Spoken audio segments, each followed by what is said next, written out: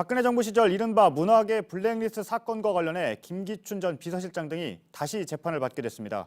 대법원은 김 전 실장 등에게 적용된 직권남용을 더 자세히 판단하라며 서울고등법원으로 사건을 돌려보냈습니다. 오효정 기자입니다.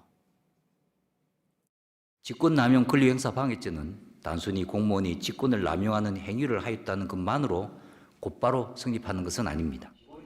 대법원은 2심 재판부가 김기춘 전 대통령 비서실장 등에게 적용된 직권 남용 혐의를 너무 넓게 적용했다고 봤습니다.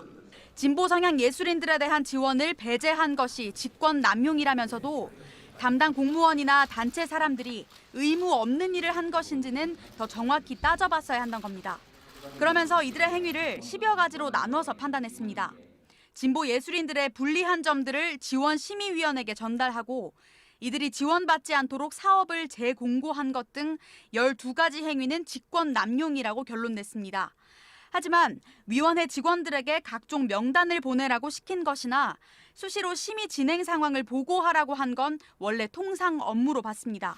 의무 없는 일이 아니기 때문에 이 경우엔 직권남용으로 보기 어렵다는 취지입니다. 대법원은 이 부분을 더 꼼꼼하게 따져보라며 사건을 서울고등법원으로 돌려보냈습니다. 다만 문체부 1급 공무원들 3명에게 사직을 강요한 건 2심과 같이 유죄가 인정됐습니다. 문화예술인들은 반발했습니다. 내가 보낸 명단이 블랙리스트 검증에 사용되는 줄 알았으면 과연 내가 명단 송부를 했겠냐 이렇게 지금도 후회하고 있단 말이에요. JTBC 오혜정입니다. 대법원의 판단을 취재 기자와 좀 더 알아보겠습니다. 법조팀의 최웅경 기자가 나와 있습니다. 우선 직권남용이 어떤 혐의인지부터 좀 설명을 해주시죠.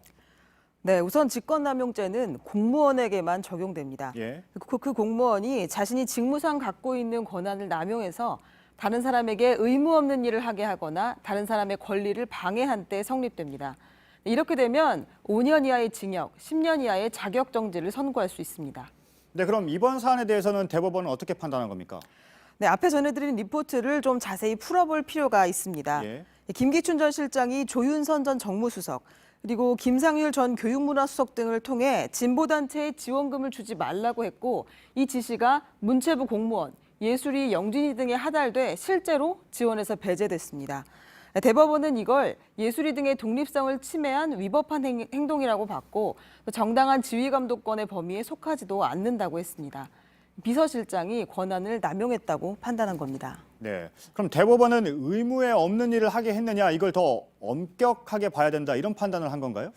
네, 그렇습니다. 공무원들이 한 일이 법에 근거한 것인지를 먼저 봐야 된다고 했습니다. 예. 대법원은 김 전 실장의 지시를 받은 공무원들의 행동을 둘로 나눴는데요. 예술인들에 대한 지원 배제는 의무 없는 일이었다고 봤고 이 과정에서 각종 명단을 상부에 보내고 공모사업 진행 상황을 수시로 보고한 건 의무가 있는 일이라고 판단했습니다. 그러니까 지원 배제는 유죄, 네. 보고 업무는 무죄 이렇게 본 건데 네. 왜 그런 판단을 한 겁니까? 네, 지원 배제는 기본적으로 공무원이 할 일이 아니라고 본 겁니다. 예. 네, 반면에 각종 보고를 하는 건 자연스러운 업무라고 해석을 했습니다. 대법원은 공무원이 다른 부서나 기관과 협조하는 건 일반적인 일이라고 판단을 했습니다. 타 부서나 상부의 요청을 받고 의견을 교류하는 걸 의무 없는 일이라고 단정하기는 어렵다는 겁니다. 네, 오늘 대법원의 판단이 다른 사건에도 영향을 줄 수가 있는 거죠? 네, 환경부 블랙리스트 혐의로 재판을 받는 김은경 전 장관, 사법농단에 연루된 양승태 전 대법원장, 유재수 감찰무마 사건 등으로 기소된 조국 전 장관 등이 영향을 받을 수 있습니다. 검찰은 직무 범위를 벗어난 지시를 했는지뿐 아니라 이들이 하급자에게 의무 없는 일을 시켰다는 점을 명확히 입증해야 할 것으로 보입니다. 네, 알겠습니다. 법조팀의 최웅경 기자였습니다. 잘 들었습니다.